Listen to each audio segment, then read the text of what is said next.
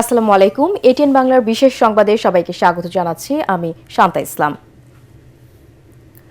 পদত্যাগ করলেন রাষ্ট্রপতি মোহাম্মদ শাহাবুদ্দিন। অসুস্থতার কারণ জানিয়ে বিকেল 4টার দিকে জাতীয় সংসদ সচিবালয়ে স্পিকার হাফিজউদ্দিন আহমেদের কাছে পদত্যাগপত্র পাঠান তিনি।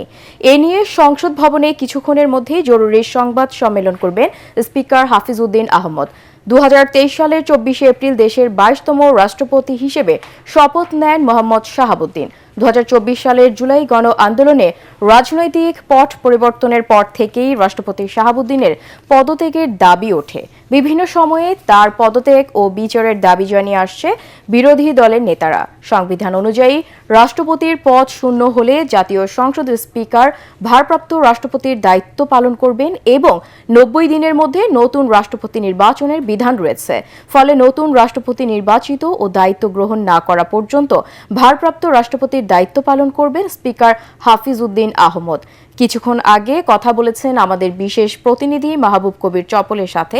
টেলিফোনে কথা বলেছেন পদত্যাগকারী রাষ্ট্রপতি মোহাম্মদ শাহাবুদ্দিন। জানিয়েছেন পদত্যাগ করলেও দেশে থাকবেন তিনি। দর্শক, এই মুহূর্তে সংসদ ভবনে আছেন সহকর্মী সাজ্জাদ জাহান। সরাসরি যুক্ত হচ্ছি তার সাথে।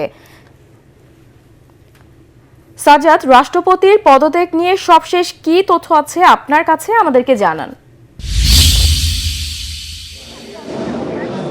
শান্তা, ধন্যবাদ আপনাকে। আমরা রয়েছে এই মুহূর্তে জাতীয় সংসদের এই শপথ কক্ষের ঠিক সামনে।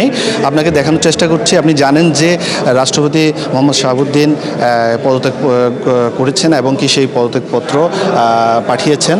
স্পিকার সেই পদত্যাগপত্র গ্রহণ করেছেন এবং কি সেই প্রেক্ষাপটে এই ইস্যুতেই যে সংবাদ সম্মেলনটি ডাকা হয়েছে, সেই সংবাদ সম্মেলনে বিস্তারিত কি তুলে ধরা হবে হয়তো আমরা ভিতরে সংবাদ সম্মেলনে অংশগ্রহণ করে আরও বিস্তারিত জানতে পারবো। তবে যেটুকু আপনাকে জানিয়ে রাখি যে স্পিকার নিয়ম অনুসারে রাষ্ট্রপতি যখন পদত্যাগ করেন তখন দায়িত্বভার স্পিকার গ্রহণ করেন। সেই অনুসারে স্পিকার হয়তো সেই দায়িত্বভার গ্রহণ করবেন। তো নানা গুঞ্জন বেশ কয়েকদিন যাবৎ যে চলে আসছিল, অবশেষে আজ সেটি সত্যি হয়ে দাঁড়ালো।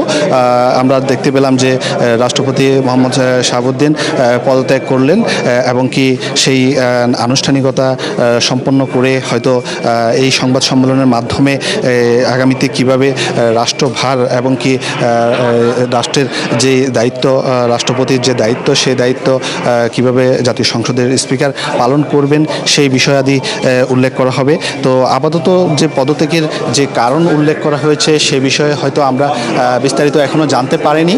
তো বিস্তারিত হয়তো আমরা সংবাদ সম্মেলন থেকে আরও আপনার মাধ্যমে দর্শকদের জানাতে পারবো। এই ছিল জাতীয় সংসদ থেকে আমার কাছে সর্বশেষ। সাজ্জাদ, আপনাকে ধন্যবাদ। দর্শক, পরবর্তী সংবাদ দেখার আমন্ত্রণ জানিয়ে এখনকার মতো শেষ করছি। এটিএন বাংলার সংবাদ ইউটিউবে দেখতে ব্রাউজ করুন, youtube/ATN Bangla News। ধন্যবাদ।